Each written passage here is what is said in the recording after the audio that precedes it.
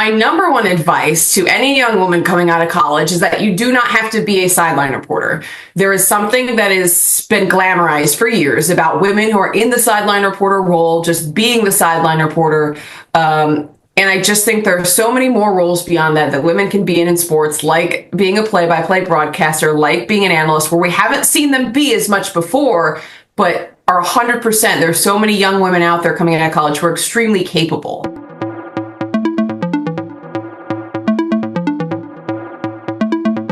Welcome into episode 4 of STAA's Next Level Sportscasting. I'm Michael Watring, your host, and we're pleased to be joined by one of the best in the business, Kylen Mills. She works for the Big Ten Network. She works for Fox. She works for the NWSL on ION and so many other things. Kylen, I'll start with this. How would you describe your broadcasting journey to get to this point? Oh, that is a loaded question right out the gate, Michael. But it's great to see you, great to be with you, and to be chatting about my journey and a little bit about the state of broadcasting right now. How I got here, it's a winding road like it is for many of us. I studied broadcast journalism in college. I played soccer and tennis in college. Coming out of school, I started out in local news. I actually was a news reporter in my first market, which is very wild to look back on now, and worked my way up in local news. My last local news stop was in the Bay Area, working as a sports anchor and reporter for Cron 4 News out there, getting to cover all the professional teams. So that was really cool. While I did that, I also called games on the side. So just kind of, streaming games, whatever I could do here and there for like the West Coast Conference. There are several schools out in the Bay. I'd done a little bit prior as well when I lived in Lexington, Kentucky. I also called games and did analyst work in college. So that was kind of the side thing. And then I decided to make that the main thing when I made the decision to leave my local news job at Cron and pursue just working for a sports network, working on game broadcasts. So I had a contract that was coming up at Cron. I had made great relationships with people. I knew people at the Pac-12 network at the time, and then NBC Sports Bay Area, California, and was able to parlay kind of those relationships into roles there where I was calling a variety of sports for the Pac-12 network when I left, and then did some pre and post game show hosting for NBC Sports Bay Area in California, both those in freelance roles. But basically just made the decision to bet on myself and to leave local news. It's great. It's cushy. You have a full-time job, a full-time schedule. You know what's coming next. It's a lot more predictable. But I knew that I wanted to kind of go a little bit of a different route. So made that decision and never looked back. And I'm sure glad I did. So now I'm back in the Chicago area where I'm from, doing all the things that you listed off the top. So yeah, it's been fun and it's been crazy. You mentioned that you played college soccer at Lewis. How did you juggle being a student athlete while still trying to be able to pursue this career in broadcasting? Yeah, so it was definitely, it's a unique challenge to be a college athlete and then try to also develop your broadcast skills. So one of the big reasons actually why I chose Lewis, it's a smaller school, but it's a liberal arts school. They did have a broadcast program, was its proximity to Chicago, because I wanted to be able to go and do internships at, at the time it was what was it, a Comcast Sportsnet Chicago, the local news stations. So like I knew I wanted to be able to also do stuff outside of school and outside of sport. So, I think it just takes a lot of time management. Definitely, there's a huge learning curve, especially when you come in as a freshman. All of a sudden, you don't have your parents regimenting your time, and it's definitely a unique challenge to start to learn how. And even at the Division II level, just there are a lot of demands. Like we still would have morning workouts, morning lifts, study halls that you have to be at, in addition to practices that are 2 and 3 hours long. Soccer, being a fall sport, is interesting and tough as well, because you come in as a freshman and like immediately you're thrown into like a full season versus a winter sport, a spring sport, where you're in the off season or you're in your kind of off season, you're playing fall ball, whatever that might be. So you come in weeks early and you're at preseason, you're playing, 4 or 5 hours a day. You're thrown in with your teammates, and then all of a sudden school starts and you're like, holy crap. And then you also have to travel. And I think the travel thing's now such a big hot button issue with conference realignment, but it definitely is a challenge when you're not in class to keep up with schoolwork, because you're traveling. At the time we played Thursday, Sunday games, even at the Division II level, and you're gone Thursday through Sunday. So if you have Thursday, Friday classes, you're not there. And depending on where we're going, we're leaving sometimes Wednesday early so that you're missing your Wednesday classes. So it's definitely super important that you're organized, good time management, like all of those things. Sorry, I also have dogs. Time management's definitely important. And then when it came to the broadcasting stuff, I think a big reason why, at least for me, I chose Division II athletics and kind of talking to my coach, like during the recruiting process, I knew what I wanted to do and was very communicative about the fact that like, I also want to be involved in being able to broadcast sports. Like I want to have some freedom to also pursue my career. So I had a really good coaching staff. I had great teachers, that were in the broadcast journalism program. So like I did a spring internship one spring where I had to miss spring practices sometimes or come late. And luckily my coach was great about it. Or I'd have to miss some morning lifts sometimes because what I would do is I would take a train down to the city, and I interned at ABC7 Chicago, like the #1 local news station, which was about like a 45-50 minute drive. But like I said, a lot of times I did the train where if I was, if I had to be there from 9 to 3 on any given day, I wasn't going to be at our 7 a.m. lift because I'm trying to get on the train and get to work. So luckily, I was able to kind of do stuff outside of what the way the team was doing it or their schedule. I kind of get my workouts to do separately. So it's definitely a big challenge. And I'm, like I said, really grateful that I had supportive, people around me in terms of the school's leadership. But for me, it was also positive. Like I knew going into college what I wanted to do. So I think that, I kind of made sure that I laid the groundwork for what that was going to look like in terms of playing a sport while also actively trying to advance myself towards my career. And I also think it's super important in college that you do stuff just outside of going to class. So like I knew I wanted to be on the staff of the school newspaper and that I wanted to anchor our school's, news, and I wanted to do internships. I did 3 internships in college. I think that's super important, but it definitely can be a challenge. I actually just talked to a lot of students and things like that who reach out to me for help. I try to answer whenever I can, but I was actually just talking to a student about that, who went to Michigan and was on the track and field team, just saying that like she feels like she never had time outside of track to get to do what she wanted to do and work on some of the Big Ten Plus broadcasts and, to be more involved. And I just think you have to be super intentional about it because it definitely is a big challenge when you have so many demands. And I think the off season, the time where you really have to dive all into your career and something you have to really work with coaches and leadership about in terms of what that looks like and how you can manage both those responsibilities. And from your college, you do get into local TV. You mentioned that it's a loaded question, but what lessons do you take away from the time and what benefits do you get from local television?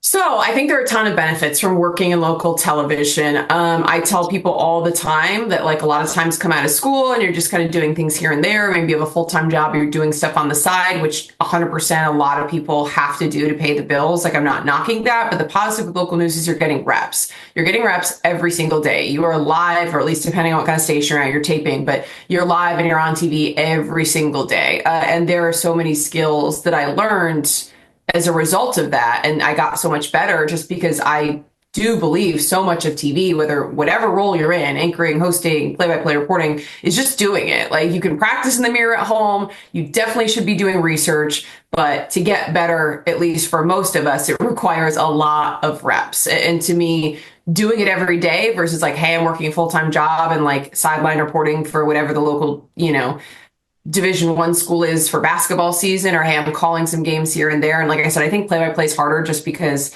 obviously working in local news, it's not a direct translation in terms of skills, but like I still think that having the ability to be comfortable on air, knowing how to ad lib, knowing how to segue from one thing to another, knowing how to react when something doesn't go as planned, like those are all skills that do translate to any other on air role that you could have. So for me, I look at that time as being invaluable. And then also I think it's super important and can be really beneficial to learn different roles in a newsroom. So like I shot, I produced, like so many people do when they start out in local news, I did a little bit of everything. And I actually think that makes you a lot more well-rounded of a broadcaster because you know what different things look like, what goes into the production side of things, how important it is to match what you're saying with the visuals that people are seeing because you've been on the producer side, you've put together everything yourself as an MMJ, whatever that may be. So like I said, I think there's benefits from the on-air portion in terms of just like you get better just by doing it over and over and over again. And then I think there are a lot of benefits from being able to do different roles and, being a producer, maybe a better writer, maybe a better storyteller, doing MMJ, like I said, just made me understand visuals better in terms of like making sure that the storytelling and what I'm saying is matching what people are seeing. So I just think that it's definitely beneficial, even if you're looking to be in an on-air role only, or you want to be a sideline reporter, whatever, to say, hey, like I have an understanding for this. And I think that can be a huge asset. You spent several years in local television. You were in San Francisco during the peak of the Golden State Warriors, but you decided a little bit for a career shift, getting back into the play-by-play world. What went into that choice? So I had done play-by-play for years, like I said, on the side, just small broadcasts. Initially, actually, I was working as a soccer analyst. So I played college soccer, got into the analyst chair. Shout out to the San Francisco Glens, the USL team that was in the Bay Area. I had a good relationship with Ryan Macchiana, who now works for the San Jose Earthquakes. But like we had crossed paths while I worked at Cron and local news. And he was like, hey, we're starting to do TV broadcasts. Like, we'd love to have you on as an analyst. So I did some of that in addition to doing some stuff for the West Coast Conference. But a lot of these smaller broadcasts are solo. So you couldn't just go in and be an analyst. It was like, okay, well, if you want to call the game, you can do the soccer game. And I was like, well, like I did it in college. Why not? Let's just give it a try. And I really enjoyed it. And then as I was looking to make that move where I just knew that I wanted to leave local news and I wanted to get into doing more game broadcasts, the Pac-12 network, I had a mutual contact, actually, Ashley Adams, who was like the face of the Pac-12, who's now with the Big Ten Network and is an awesome person. So shout out to her.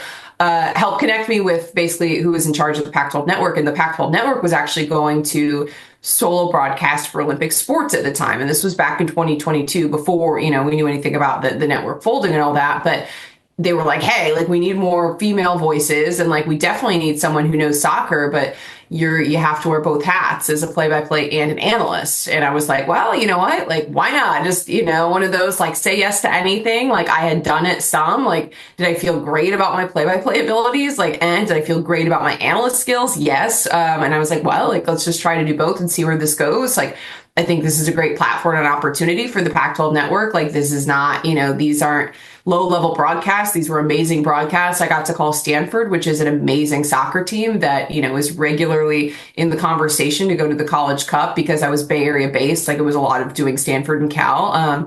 So it was an opportunity I couldn't pass up. And, did I necessarily feel ready to throw myself into the play-by-play chair in like a full-time capacity? No, but I think that pushed me.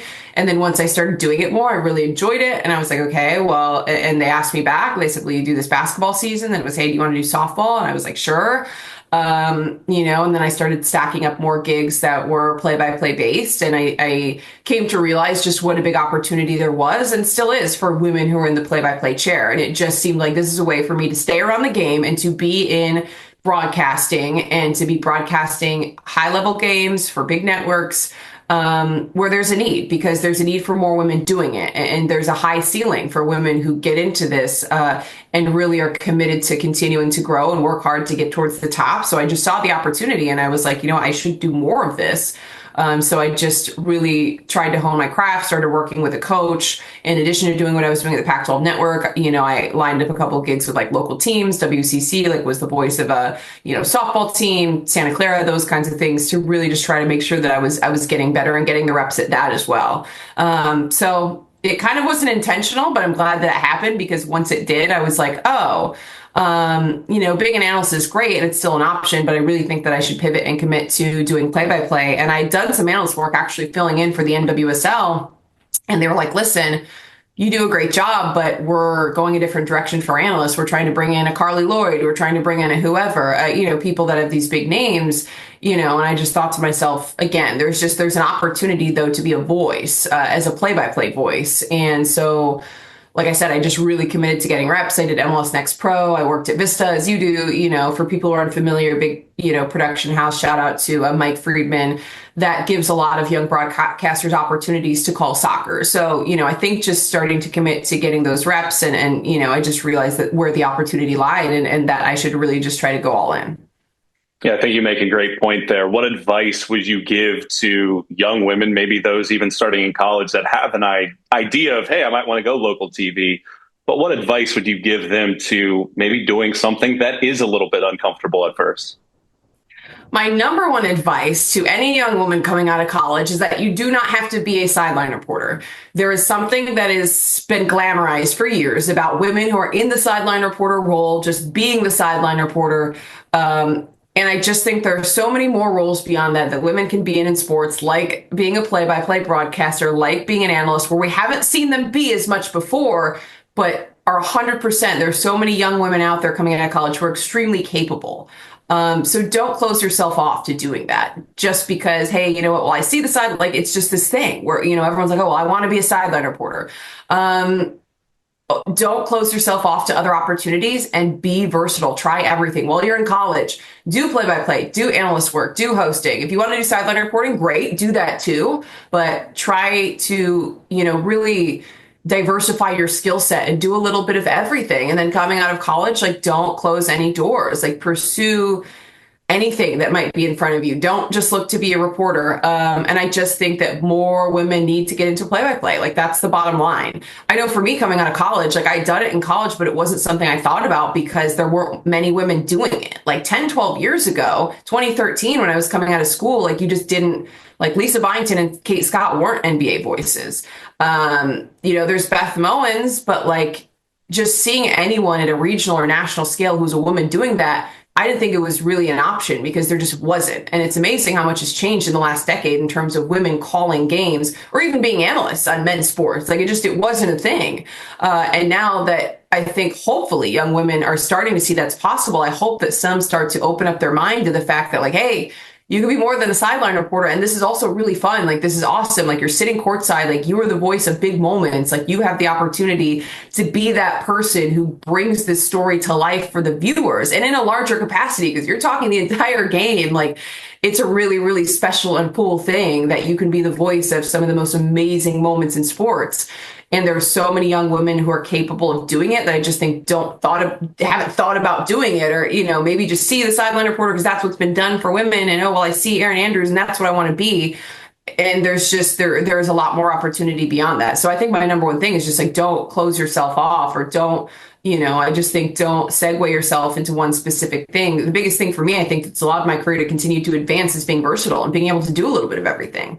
And I think that's an asset. And I just think a lot of times kids, younger broadcasters just get it in their head. Well, I want to be a sideline reporter, so that's what I'm going to do. And it's like there's more to do beyond that. There's a ton of opportunity. It's still amazingly fun. There's so much to enjoy about doing play-by-play, or like I said, analyst work too. I even have former athletes. Well, I want to be a sideline reporter. I'm like, you played the sport. Like what? Like women's volleyball is blowing up. Like get on the local broadcast and be the analyst on volleyball. Like college volleyball is growing exponentially, and we're seeing ESPN and major resources, the Big Ten Network. Like we're pouring so much in. Fox is pouring more into broadcasting those games on a national scale. Like why aren't you explore that?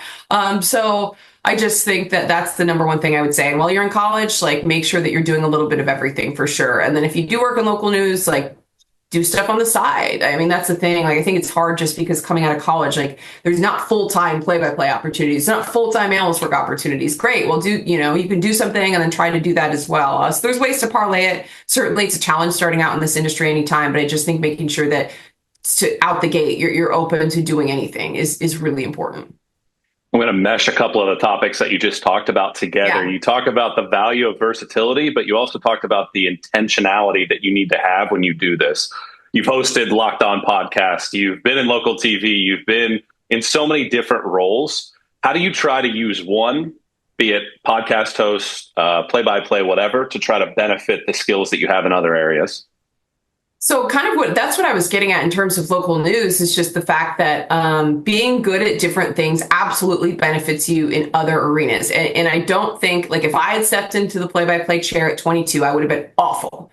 I was 10 steps ahead trying to do it, 8 years down the road, because you already are comfortable ad-libbing, are comfortable going in and out of breaks. You have fine-tuned your broadcast voice, your breathing, a lot of those your on-air presence, your delivery, a lot of those things that you're fine-tuning in on-air in a different role, like still carry over to the way that you deliver and talk in play-by-play and storytell. Like certainly when I started doing it, a big thing for me was now wanting to like fine tune, like, how do I do these big play calls? Because yeah, that's something you don't do in local news, but at the same time, like there is something to having a certain delivery, like I said, in your voice and your tone and your breathing that you still learn doing a different on-air role. And I think the same thing goes to anything. And if you're a sideline reporter, I think if you're also doing play-by-play, as a play-by-play, that you want the sideline reporter to bring in something different, but also figure out how to weave their story into what you're talking about in the broadcast. As a sideline reporter, The most important thing is that you're listening to the analyst and the play-by-play broadcaster. Like nothing's worse than a sideline reporter who, you toss to and goes off a different direction, and you know what I mean? And it doesn't flow with what's already been talked about. So as a sideline reporter, if you've been in the play-by-play chair, you know what that looks like. If you're a play-by-play and you've been a sideline reporter, you know what that looks like as well. And like, well, I'm not going to take your story that I know you're going to talk about on the sideline. I'm going to leave that for you, and I'll make sure that I set you up when I'm tossing to you for success. So, it's all a matter of working together. But I think if you have an understanding of like what is the different element that all of these roles bring, it makes you a little bit better at that. And by doing a little bit of everything, it gives you a better understanding of it. As a sideline reporter, nothing's worse than, you try to do coach calls on the side, but sometimes you have, information you get as a broadcast team, and you know that you want to talk about this if it comes up in the game, and you tell them, and then your play-by-play and your analyst just bulldoze your entire story and flesh out the entire thing. And you're like, no, you guys, like that was the thing I wanted to talk about. So, I do think that there's a delicate dance with that. And again, I just think that having done both, like you just have a better understanding of what both sides are trying to accomplish and like how we can best utilize everyone's role and skill set to make the broadcast seamless and to tell different types of stories in different types of ways. And then, like I said, the same thing, like with for example, the sideline reporter, I did football this past year for the Big Ten Network. And as someone in play-by-play, I know that no matter what, I need to be out before you make your call, before the ball is snapped. And if not right after the ball is snapped, certainly before the first move is made by the quarterback, because the last thing you want to do as a sideline reporter is talk over the big moment and ruin it for the play-by-play. That's their time to shine.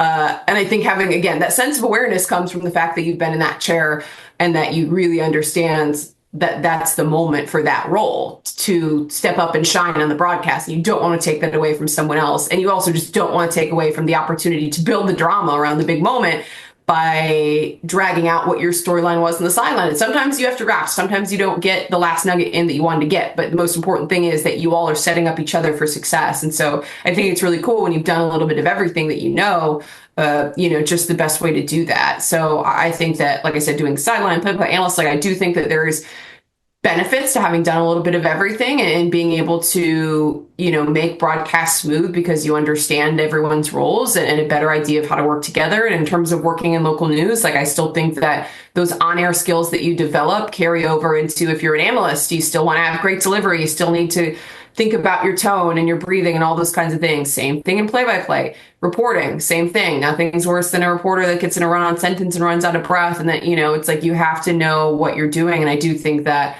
having done it, even if it's in a different capacity, but you're still storytelling and you're still on TV. So that's what I would say about having the skills from various roles carrying over. But yes, I do think there also needs to be an intentionality in what you do. But like I said, for me, versatility, I think, and just especially early on in your career, I think is the most important thing. Early on in your career, like don't close any doors. Like if someone says, hey, do you want to be an analyst on this? Like, oh, well, I haven't done a ton of analysis on that. Just say yes. Just say yes. I think starting out, that's important. You've had a lot of success taking next steps in your career. What guidelines would you give to somebody in the job market? Oh, I don't even know. What's the job market like? Answers, Michael. I think number one is number one thing if you're in the job market right now is that you have to be willing to make your own luck. I talk to young broadcasters a lot right now, and I know some that do it and I know some that don't, that just expect things to happen. Like you need to be knocking down every door that you can knock down. I'm on a call with a student who's in Northwestern's master's program in journalism. Well, I want to do more stuff on game calls. I said, okay, have you reached out to any of the schools in the Chicago area, UIC, DePaul, whatever, to see if they need people? Well, no. Well, that's number one. Like, why aren't you knocking down that door? You're telling me this is what you want to do and that you need more opportunities to do it. Like, you don't know until you try. So, like, you have to take initiative, and you can't expect, these opportunities to just come. And sometimes that surprises me a little bit that you have people who are currently in school or coming out of school that, you've got to be knocking down every single door. I would be sending emails to every SAD. Oh, well, where do I find their information? I'm like, figure it out. Listen, you're supposed to be a journalist. Like when I was doing this, like I'm on websites, I'm Googling athletic administration staff members, like who's the admin? Do they have a person who's a director of broadcast? Is it just, if it's not, I'm reaching out to the SID. I'm emailing the SID. Hey, I would love to, I saw that you do ESPN Plus broadcast for women's basketball. I don't know who the right contact is, but you guys ever need anyone? I'm local. I played basketball, Like you have to be willing to do that. You have to be willing to do the work and realize that You may get a lot of no's. You may get people who don't respond, but I think you'll get a lot more yeses than you think you will. But it's just a matter of doing the work and doing a little bit of digging because it's not always easy. I'm looking people up on LinkedIn. I mean, it's just the craziest legs that you go to. My first job, actually, this is a good story, Michael. My first job that I got in local news was because I was living in the Chicago area. Again, I was like getting ready to graduate college. I hadn't graduated yet. I was like a month or two out from graduation. One of my mentors at a stop that I'd been at said, at small markets, you have a little bit more leeway to do this, but just drive out there, bring your resume tape, bring your resume, and just knock on every door and ask to see the news director, even if they don't have a job posted, whatever. So I was like, all right, I'm going to do it. So I made a list of all the markets that were within driving distance of Chicago that were reasonable, like 100 to 120, whatever. There's a Peoria, there's a Rockford. I mean, I was fortunate where there were a bunch of small markets around me.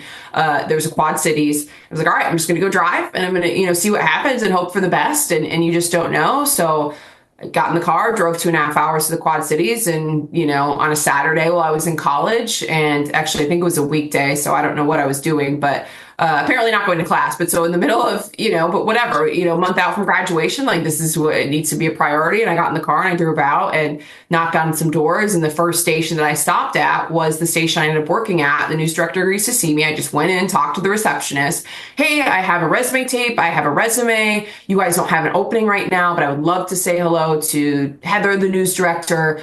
I'm in the area. I'm getting ready to graduate. And if something comes up in the next couple months, I'd love to be at the top of the list. Could I just say hi? So the receptionist calls back and she's like, oh, sure. She says, like, come on in. Okay, great. So this actually is a crazy story now that I think about it. So further backstory is that my dad had driven with me because he didn't want me driving 2.5 hours by myself, going out and around to all of these places. So my dad had come with me with just plans. He's like, all right, you're going to stop in. I'll, go to the coffee shop next door.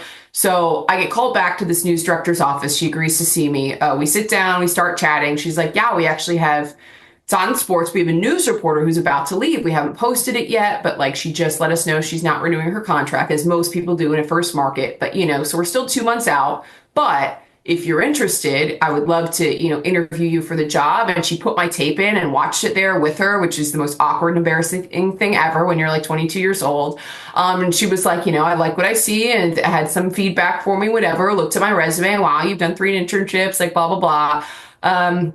She goes, you know what? We actually have someone from higher up in the company. Basically, there was like a regional director who happened to be coming to town that day after lunch. She was like, why don't we do a full interview? We're going to give you a writing test. We're going to give you an on-screen test. We're going to like literally just like got thrust into doing a full interview process. When I was just trying to knock on the door and say hello at a place that did not have a job opening, I did all kinds of like newsroom tests, writing tests where they were giving me AP stories and saying like, write this like you're writing for broadcast. I was like, holy crap, I don't know what I'm like. I am in over my head. They start having me follow the news reporters around, like what they're doing in the afternoon. This regional director comes. I have an additional interview now with someone who's like higher up in the company. And it turned into like a full day affair. So I had a full day interview and they end up calling me the next day and offering me the job, which is just insane because all I was doing was knocking on a door. The funny thing is my dad eventually called the station because he was texting and calling me. And he's like, are you okay? This was supposed to be like a 5, 10, 15-minute conversation max, right? Like a news director has someone come in unannounced with no job posting. Like how much time are they going to take? And I was there for hours, Michael. I was there for hours. My dad was like, are you alive? Eventually the receptionist came and was like, your dad's calling and wants to make sure you're alive. I'm like, hey dad, yeah, sorry, I'm alive. I'm just doing a full like 6-hour interview process that I didn't know I was going to do. But I didn't want to be on my phone, obviously. So it's like the phone was like tucked away in a bag or a backpack. He was like, oh wow, okay. And that was how I got my first job, which is just kind of crazy. But again, like if I had just sat at home and kind of applied to whatever I saw posted online and hadn't gone out of my way. And I even tell people now, like, email every news director in any market that you'd be interested in working in. It doesn't matter if they have a job. It doesn't matter if they don't. Like, obviously, driving everywhere is not always feasible. And also, like, they may see you, they may not, but like reach out because starting the relationship now, like you don't know when something comes open down the road, what that could lead to. And it's funny just because I talk to a lot of young people who are just like, don't think about that. I'm like, reach out to every person. You want to work for a conference? Reach out to whoever's in charge of the conference, reach out to all of the schools, reach out to all of the whatever. And, I think that when you do those things, eventually some of those contacts pay dividends. They think, yeah, like this person did it great job of being really persistent. They've checked in with me once a month for the last 6 months, saying hello, hey, what's up, da da da da da, just wondering if whatever.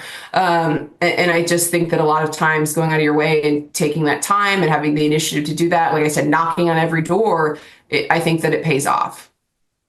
That's a great story. That is an all-timer right there. Like I said, now that I think about it, I'm like, it was kind of a crazy story in terms of how I got my first job in TV. Well, I was so nervous because at the time I'm 2 months out of college and I just hear so many stories. And there were kids that went to my school, that had gone to my school, that were like, oh my gosh, I was applying to jobs for months. I couldn't get a job. Oh, it's so competitive. Oh, I had to move to Fargo, North Dakota, and I'm miserable. And I was just like, oh man, like this could be really difficult. I may not have a job forever. So I was like super anxious. I had printed, this is the other thing. So at the time, now this is back in 2013, I had an actual physical DVD. I had printed like 100 DVDs and was like ready to send them. And I got my first job. We had 99, like literally 99 DVDs just sitting at my house, and like all of these copies of like resumes sitting at folders at my parents' house. We just always thought it was so funny. And I had like gone way over the top. I had like made custom labels for them that had like my picture. Like I went all in because that's what you have to do to stand out in this business. But it was just funny that it ended up the first door that I knocked on, I ended up getting offered a job and had 96 extra DVDs to show for it. So your parents still have a nice little heirloom there for the family. Yeah, 96 right, exactly. DVDs. Yeah, a couple years back, a couple years after that, they moved. They were like downsized, and like, so what do you want us to do with this box of DVDs? Like, I don't know, like keep one for posterity, I guess, and throw the rest out. Like, I don't know. That's great. I'll leave you with this. We talked about the representation of women in these roles. You're now a part of this, evolution in the industry of giving women so many different opportunities that they rightfully deserve. How do you handle that responsibility now that younger people are looking up to you and wanting to be in your shoes? It's a great question that you ask, especially in light of the fact that last week I just got to work 2 all-women's broadcasts for NBA teams, which is really cool. I called a Dallas Mavericks game for Mavs TV, which was the first time they'd had a woman call a game, and the first time I'd ever called an NBA game. And then I also got to work the Golden State Warriors all-women's broadcast. Their first one was last year. I actually worked on that too. This was their second, and got to be in the pre and post game show panel, which was super, super fun. But doing those kinds of events, I think those are always where it hits home, just the fact that you do have an opportunity to hopefully open doors for people and to continue to just raise the ceiling, shatter the glass ceiling in terms of what's possible for women in sports. So, whenever I get those opportunities, I just think it hits really close to home just how far we've come in women in broadcasting. Like the fact that I'm calling an NBA game, again, like 10 years ago, you didn't see it.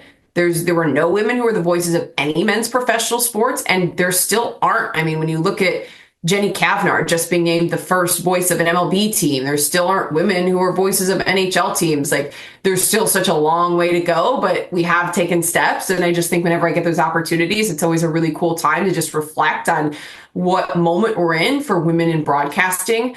And then the thing I think that's most important for me is just trying to figure out, like, how do I now lift the next person up who's coming after me? Because for me to be in this position, it took a lot of people before me being fearless, a lot of people before me being willing to help the next person. Like one thing that I think is super cool, 2 people that I really look up to, Lisa Byington and Kate Scott, are literally the 2 nicest people in the world. 2 people who will always take time to help young broadcasters, 2 people who have personally encouraged me. And like Kate Scott's constantly commenting on like my Instagram stories. I'm like, well, who am I? Just like saying, keep going. You're doing great. And Lisa Byington has been an unbelievable resource for me since I moved back to Chicago and the Big Ten Network. Like she reached out to me before I like barely had, unpacked the moving boxes and was like, we're so excited to have you. Like, what can I do to help you? And I just hope to be that person for the next one who's the next person who's going to step into the shoes that I'm in as we continue to raise the bar. So, it's hard when you're busy, but I always try to answer when people email, message, Instagram, whatever. Like if you're going to take the time to go out and reach out to someone who you look up to or that is doing something that you want to do, or you see someone who looks like you, like I said, just in terms of a woman being in a space you want to be in, like I always try to answer. I don't always get to it and it's hard. I miss Instagram DMs all the time. It's impossible. But like I said, I try to take the time. I've got a student shadowing me next week when I'm going to be hosting that I help set up. And so I always try to make sure that I'm also being intentional about how do I lift up the next person? If there's an opportunity I can't do it that I hear about, can I set up another woman to do it? I do that all the time. So I'm super grateful for the women who came before me and who have, like I said, just been in the space where no one had been, but then also to have a lot of those women be amazing. Jenny Kavanaugh's like super nice, awesome person. I just think is really cool. There is a level of sisterhood when it comes to women who are in these positions, especially being in play-by-play where there just aren't many others. That's really cool to be a part of. And it's like, okay, well, now how can I use my experience to help the next person? So I just think it's really special. And for me, like that is something that I know is super important to me that I want to be really intentional about because I don't think we get to where we are now in terms of women expanding their roles in sports without women who are willing to help. And it's not a situation where anyone is competing or threatening each other. Like we're all lifting each other up.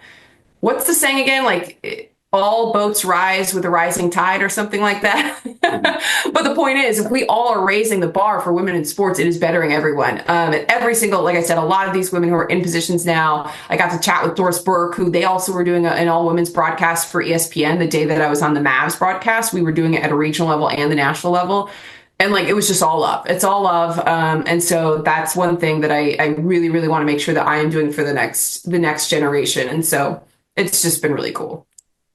Well, Kylen, in a business where everybody is busy, you might have had the busiest stretch, and we appreciate you squeezing us in here. Yeah, absolutely. No, I'm super happy to talk about my journey. And like I said, just hopefully continue, I think, visibility, hearing the stories of women who are in your shoes. I do think it's important. So I appreciate you reaching out and wanting to chat with me about it because, I do think there is a movement. We're seeing more women in different positions in sports. And we're also talking about front offices too. Like we're starting to see women in GM roles in men's sports and in the MLB and in all these other things. I just think it's super cool. And to continue to elevate the stories of the women who are getting there or who are trying to make waves is important. So thank you, Michael, and thank you to STAA for continuing to shine a spotlight. Of course, Kylen Mills with Big Ten Network, Fox Sports, NWSL on Ion. You can catch her in so many different places. Our thanks to her, and thank you so much for watching this episode of STAA's Next Level Sportscasting.